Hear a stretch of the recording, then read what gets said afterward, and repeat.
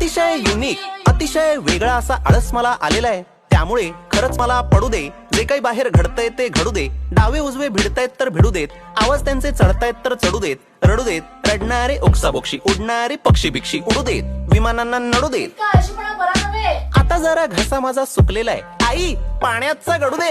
आणि पुढच्या वेळेस असा फालतू आळस केलास ना तर बबडूला तुझा लहानपणीचा साडीतला फोटो पाठवीन.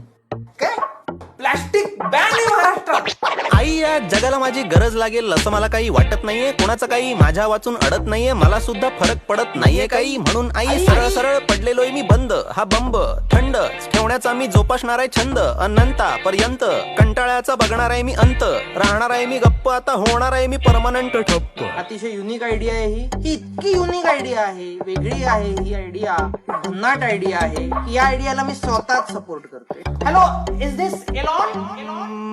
मला कोणीही उठवायला येऊ नका, लोळताना पाहू नका, माझ्या खोलीत बसून कोणी कश्चित अशा चर्चा बिरच्या करू नका. खुर्च्या बिरच्या हलवू नका, करू नका भंग कोणी शांतता, लावू नका दिवा कोणी पांढरा, उजेड नको अंधार आहे चांगला, मोजू नका कोणी माझ्या जांभळ्या बेडशीट वर डाग पडलाय काय काय असं मला बघू नका. रोज काय रूम साफ करायची? रोज नाही, मागच्या शनिवारी केली होती. माझा जन्म काय हनुमान जयंतीला झाला होता का? का?